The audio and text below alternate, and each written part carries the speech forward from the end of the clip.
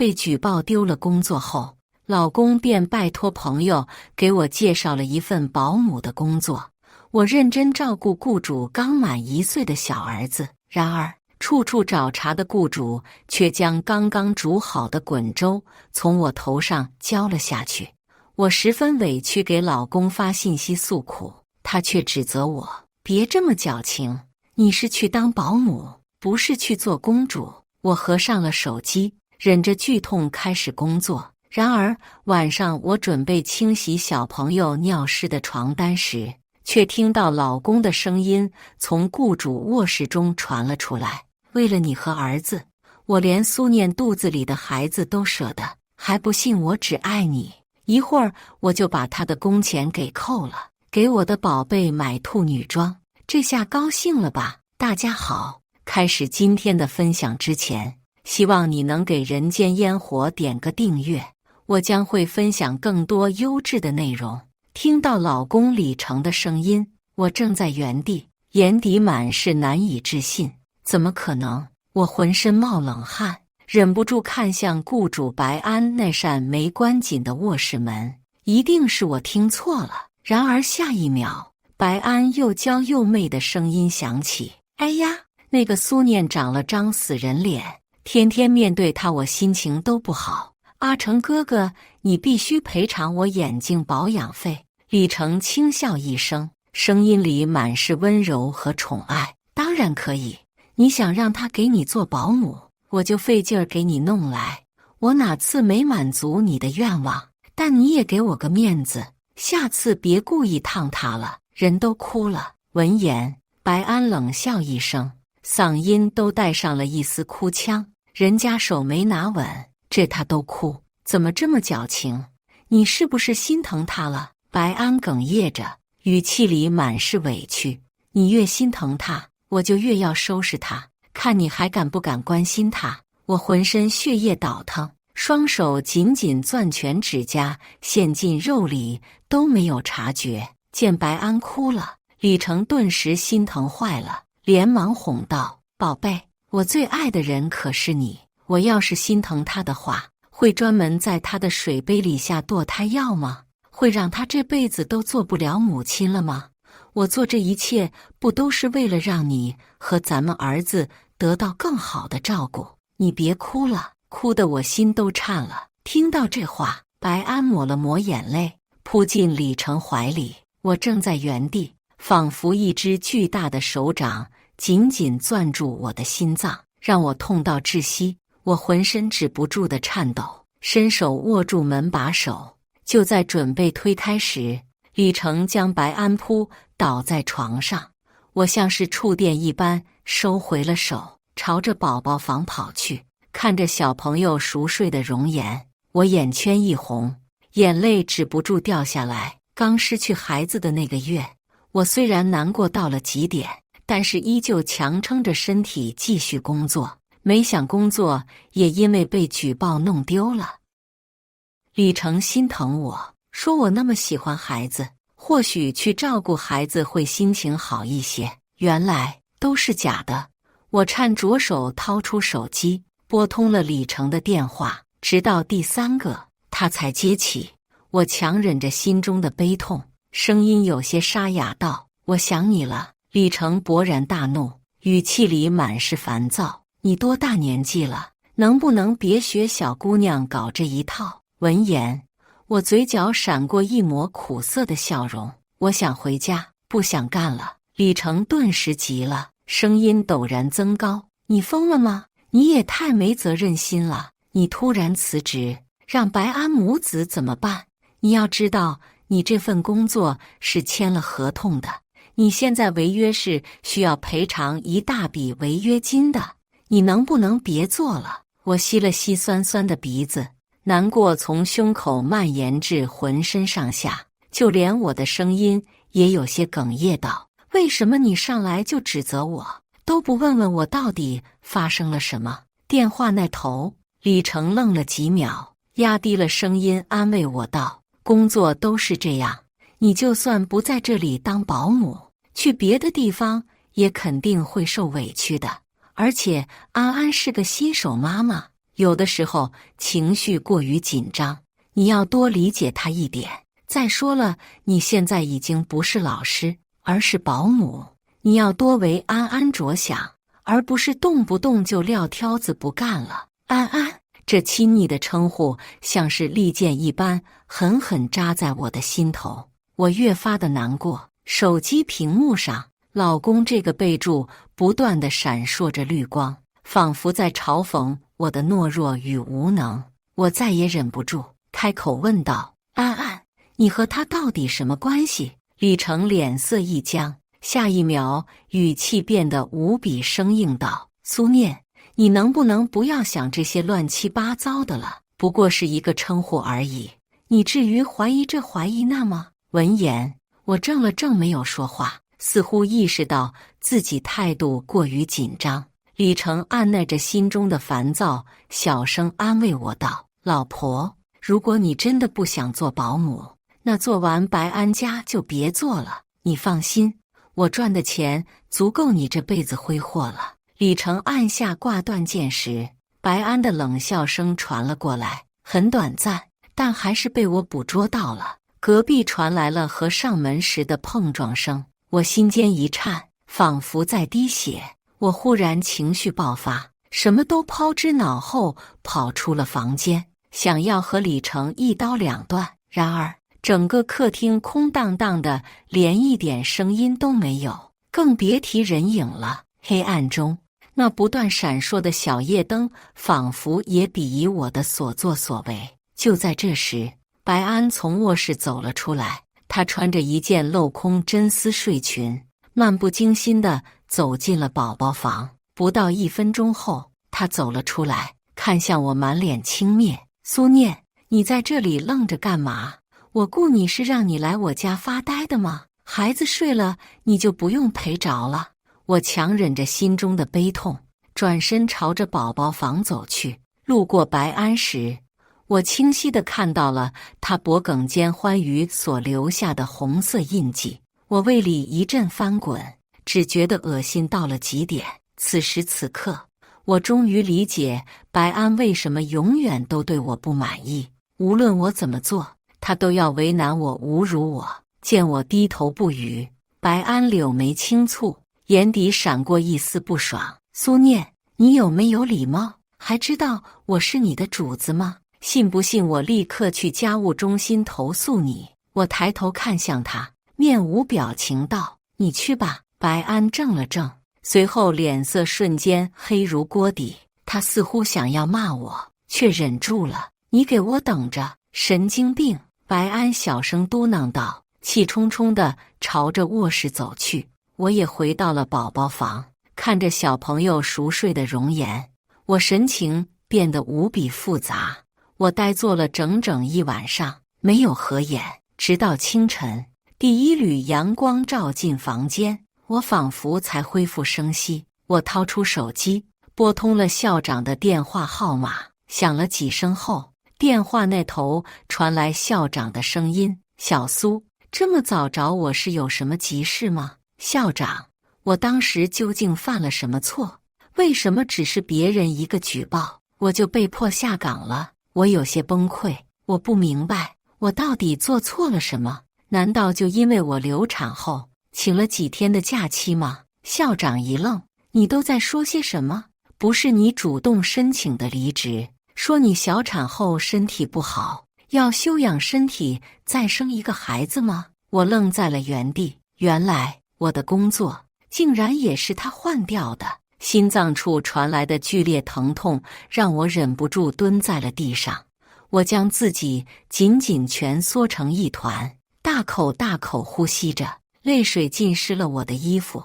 我在这个世上最亲密、最信任的人，竟然是伤我最重、害我最惨的罪魁祸首。李成，你真该去死！就在这时，床上的小朋友忽然醒了，他看向我，圆圆的眼睛里满是懵懂。抱抱，稚嫩的童音含糊不清的在我耳边响起。我冷冷地扫了他一眼，径直离开了房间。哇！小朋友的哭声顿时响彻整个屋子。白安连忙跑了过来，轻柔地哄着啼哭不止的小朋友。见我仿佛没事人一样坐在一旁，白安眼底满是愤怒：“你有病吧？孩子都哭成这样了，你还有脸坐在那里？”说着，白安抄起手边的玩具，狠狠地朝我砸来。“苏念，你他妈懂不懂什么叫做契约精神？”白安厉声喝道。玩具从我的脑袋上擦边而过，压在了地板上，发出一声巨响。白安越发的不爽，呼吸也变得急促起来，望向我的目光满是怨毒。我也抬眼望向他，神情毫无波澜道：“白安，这个保姆我不当了。”闻言，白安嗤笑一声，眼底满是鄙夷：“苏念，你以为这是过家家，想不当就不当了吗？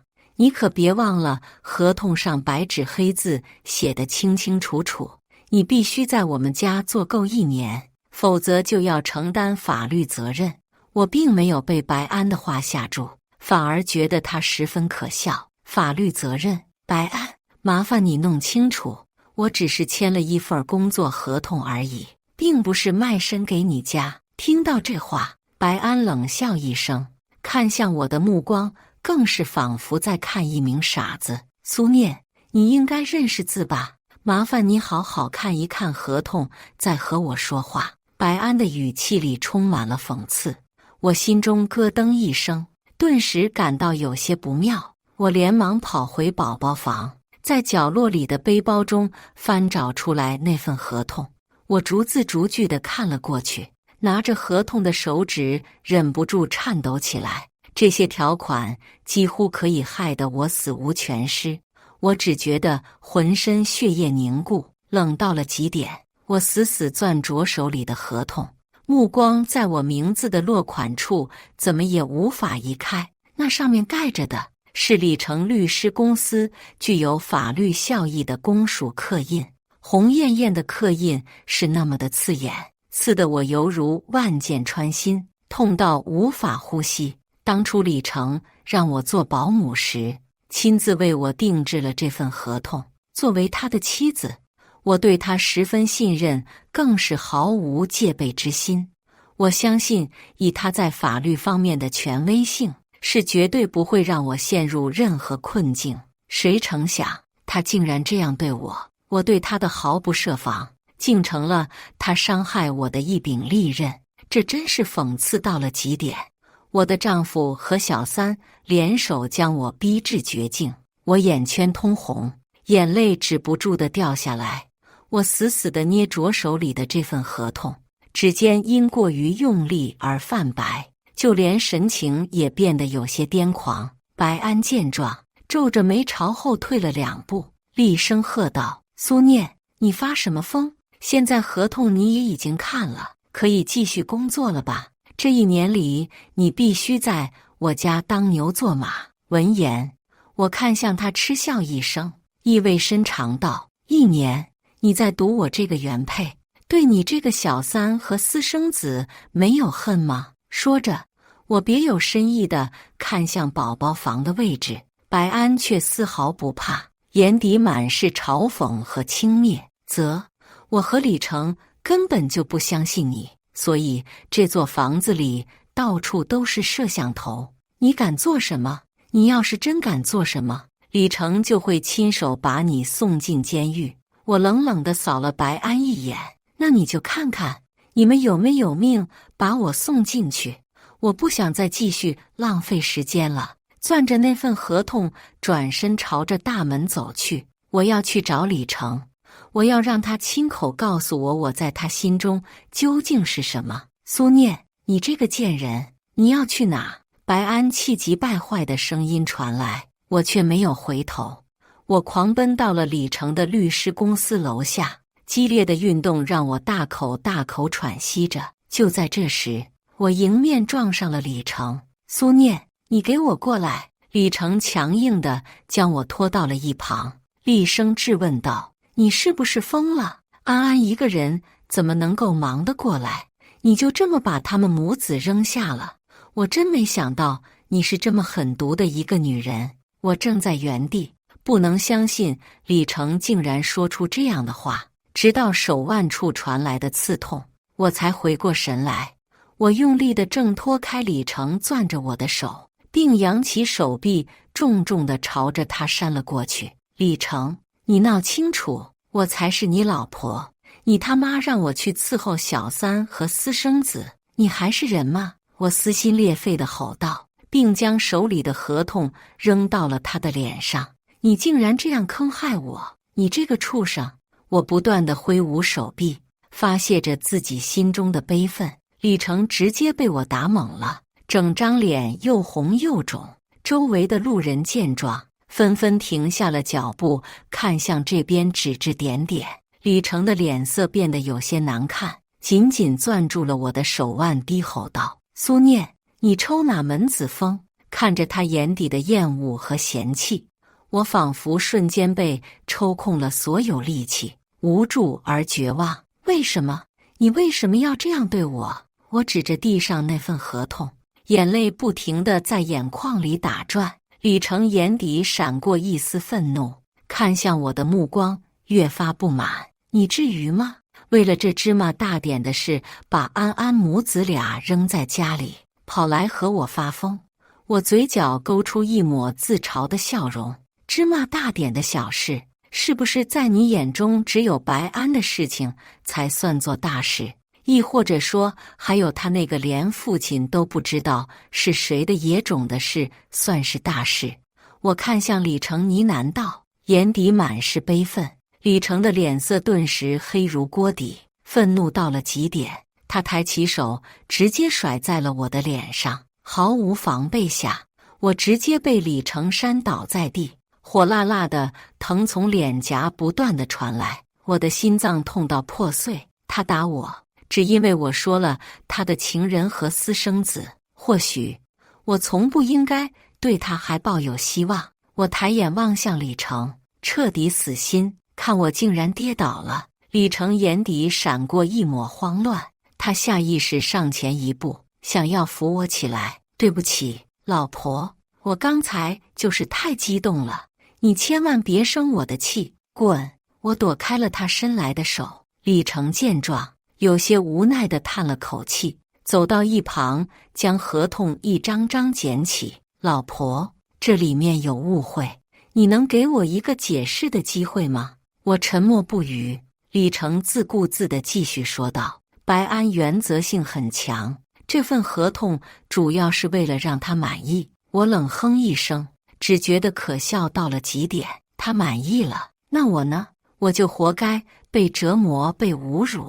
你可真是大公无私的好律师，我嘲讽道，看向他的目光满是不屑。李成愣住了，我从来没有用这种态度对待过他。他张了张嘴，刚想说什么，却被我抢先了。李成，离婚，你不要再找任何借口了，我没兴趣听你解释，更没兴趣和你继续一起生活了。苏念，你就因为这份合同要和我闹到这个地步？李成眼底满是难以置信。闻言，我忍不住笑出了声。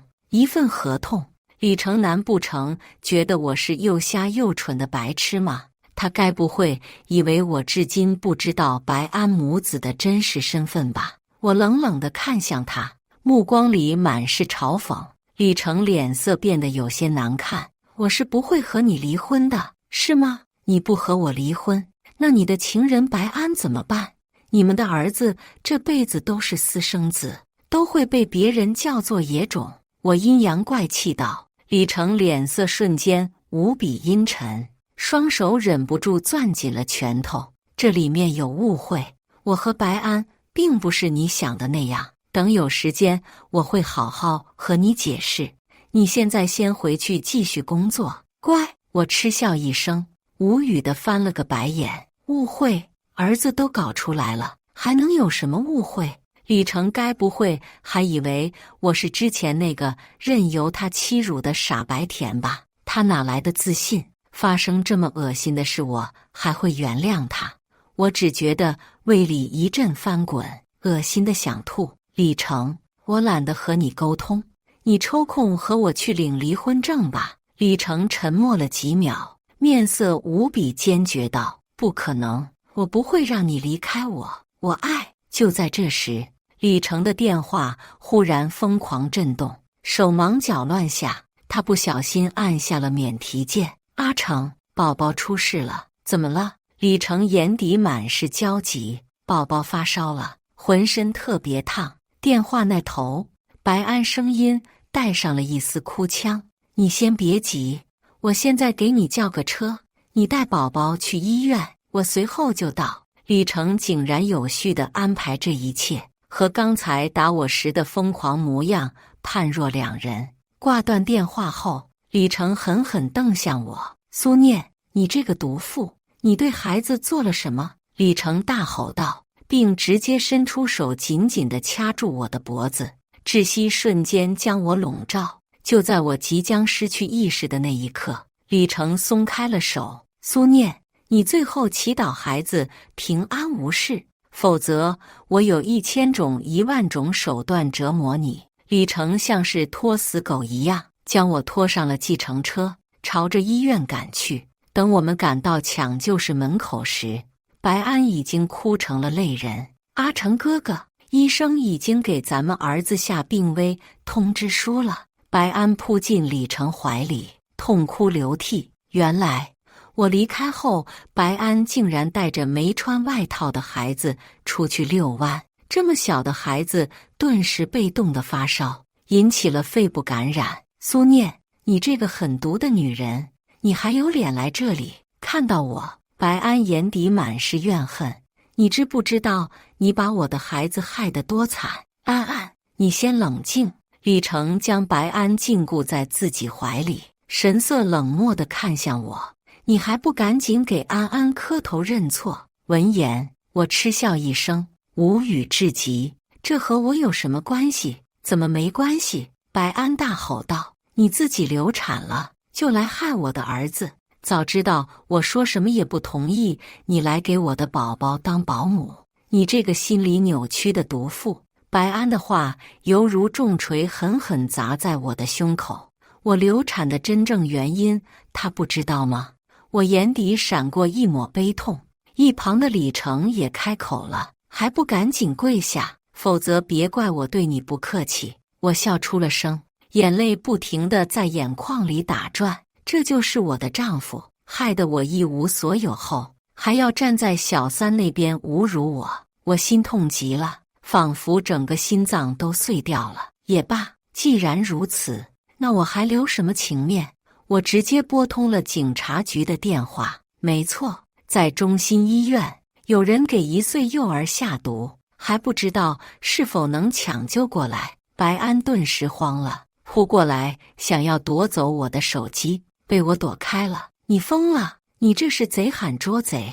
白安情绪失控地喊道。“是吗？”我冷笑一声，意味深长道：“那就让警察好好调查调查，这所谓的贼究竟是谁？”“阿成哥哥，你一定要相信我，站在我这边。”白安紧张地望向李成：“放心，我永远是你的后盾。”李成将他搂进怀里，瞪向我：“苏念，你现在跪下磕头，我还可以原谅你，否则等警察来了，一切都晚了。”“好啊，那我们就看看究竟是谁错了。”我冷冷地望向李成：“到时候你可跪下磕头求我。”听到这话，李成面色铁青，眼底满是阴鸷：“你等着，不到10分钟，警察就赶过来了。”我将早就拷贝下来的监控视频交给了警察。白安顿时吓坏了，眼底满是惊慌失措。他怎么也没想到，他早就删掉的监控录像怎么还有备份？但我来的时候，就托一个学计算机的朋友帮我从李成的电脑里拿到了备份。警察仔细观看了所有监控录像，不由眉头紧皱。根据监控显示，孩子明显是因为你这个母亲照顾不当才会发烧入院，而且孩子并没有中毒。根据医生的口供，孩子是因为发烧引起的肺部感染才会病危。闻言，白安愣在原地，他扭头看向我：“眼底满是难以置信。我冷冷道：现在你知道孩子究竟是中毒，还是因为你的愚蠢才会入院了吧？听到这话，白安身形一晃，不，这不可能。他看向李成，一脸委屈和慌乱。阿成哥哥，我没有想要害宝宝，你相信我啊！阿成哥哥，白安哽咽着，哭得梨花带雨。李成顿时心疼坏了，将他搂进怀里，轻声安抚道：安安，我相信你，我知道你不是故意的，咱们宝宝一定会没事的。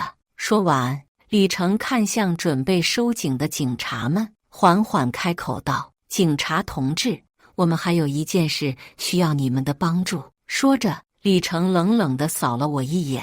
保姆苏念工作时间擅离职守，是导致孩子生病的间接原因，再加上他擅自连接家里的监控设备，严重侵犯了女主人白安的隐私权。白安看向我，眼底满是得意，似乎在嘲讽我的无能。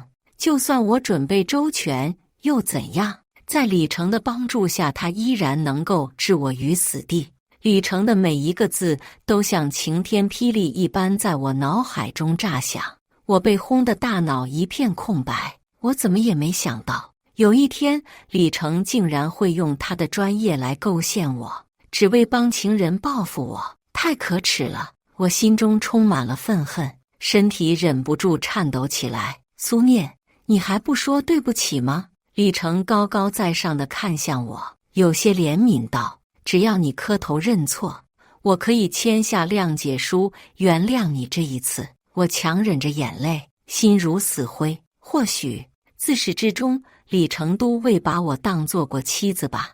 我好后悔和他结婚，我甚至后悔认识他。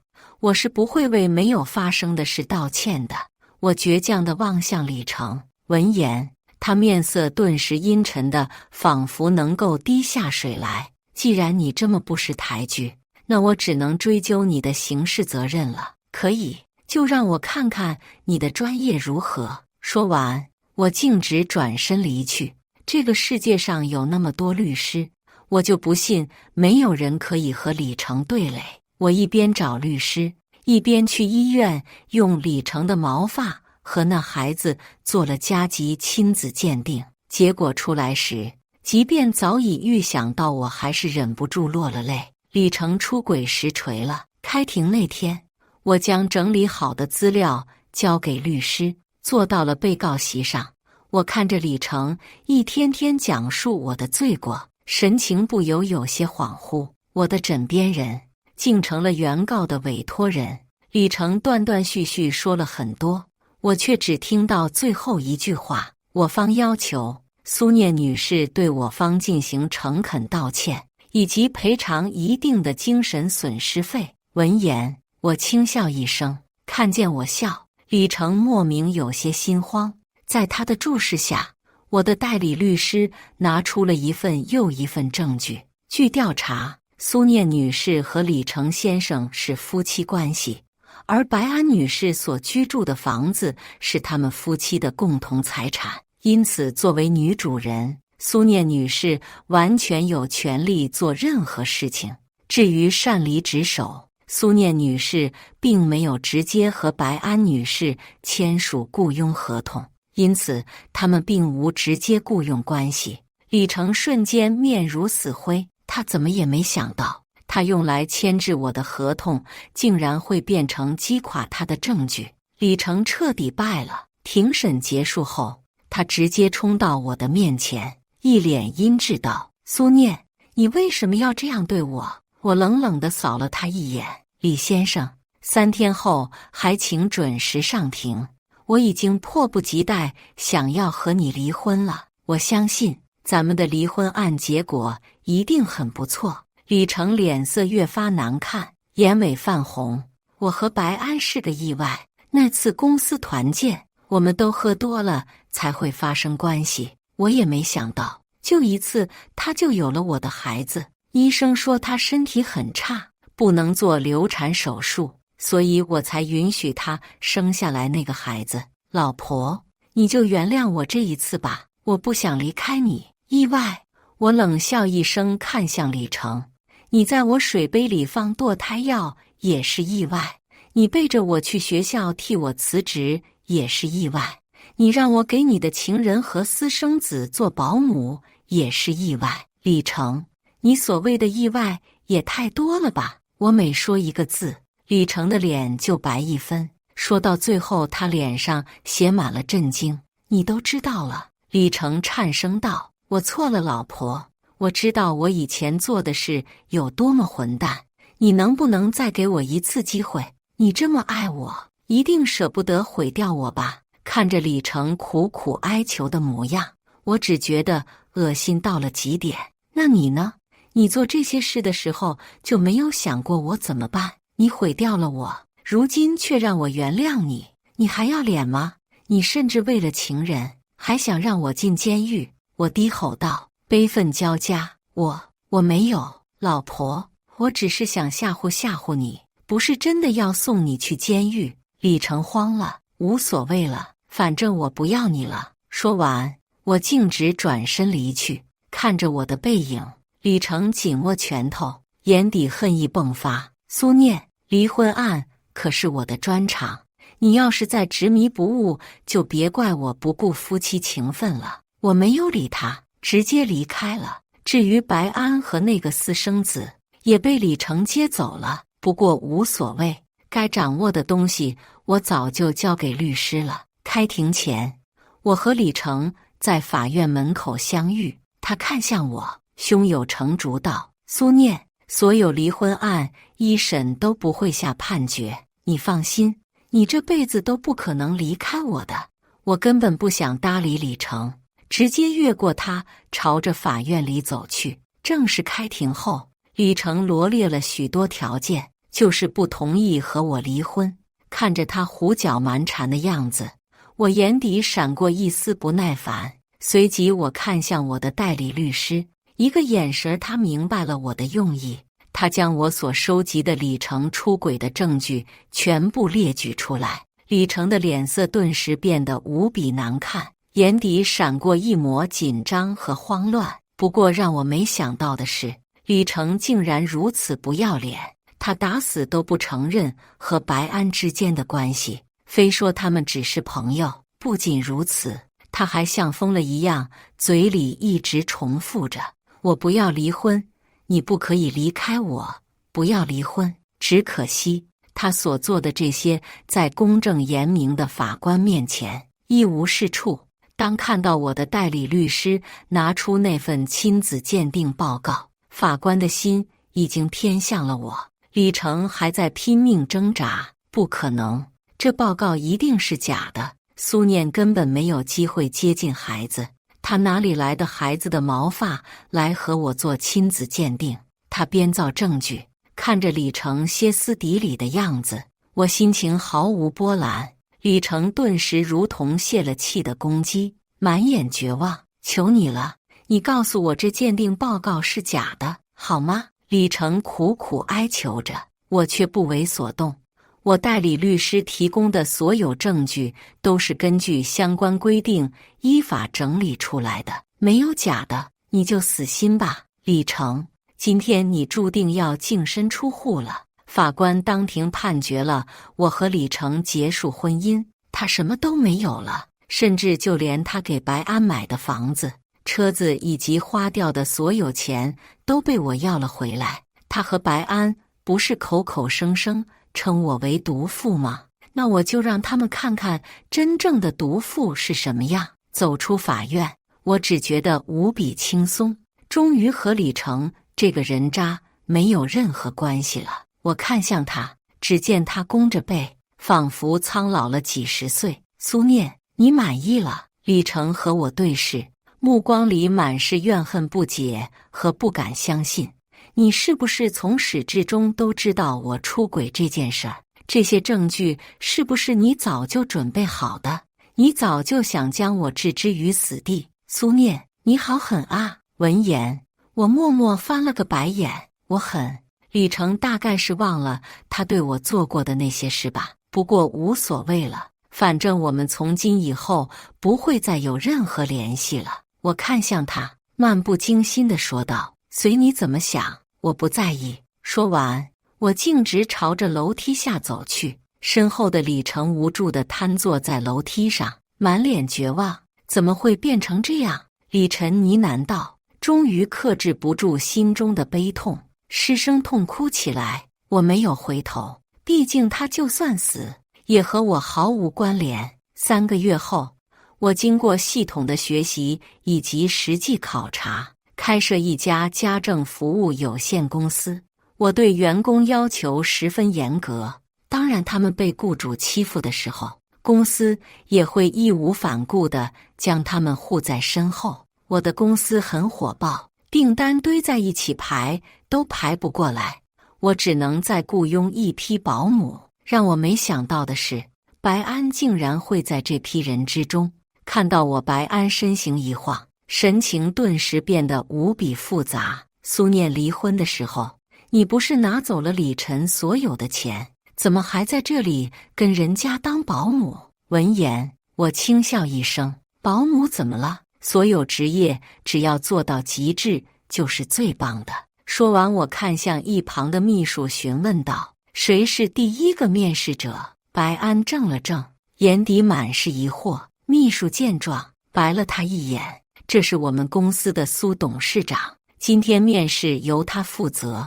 白安眼底飞快闪过一抹难以置信，他看向我，目光里满是怨恨和嫉妒，脸色白了红，红了白，最终落荒而逃。和他一起来面试的几位面试者见状，不屑地撇了撇嘴，开始小声讨论着。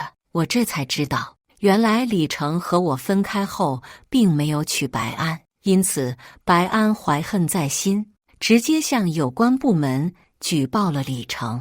他声称之前是李成公司的工作人员，并表示李晨在公司行为作风有问题，勾引了他。不仅如此，还在代理他的案子时和他发生关系。李成直接被吊销了所有的律师资格证，就连他的公司也被迫倒闭。白安还觉得不够，直接将他们亲密时的视频群发给了所有人。这下李晨不仅事业毁了，就连名声也臭了，没有人愿意再搭理他，他只能继续和白安在一起。据说他们生活得十分穷困潦倒，有时候连饭都吃不起。不仅如此，两个人还经常大打出手，闹到局子里。不过这些都和我没有关系了，如今我的生活重心已经完全放到了公司的发展上。我希望这世间的所有女性都和我一样，无论遇到什么困难都永不言败。以上就是今天分享的故事，大家有什么想说的、想吐槽的，欢迎在下方评论交流，也更希望能给人间烟火点个订阅，我将会分享更多优质的故事内容。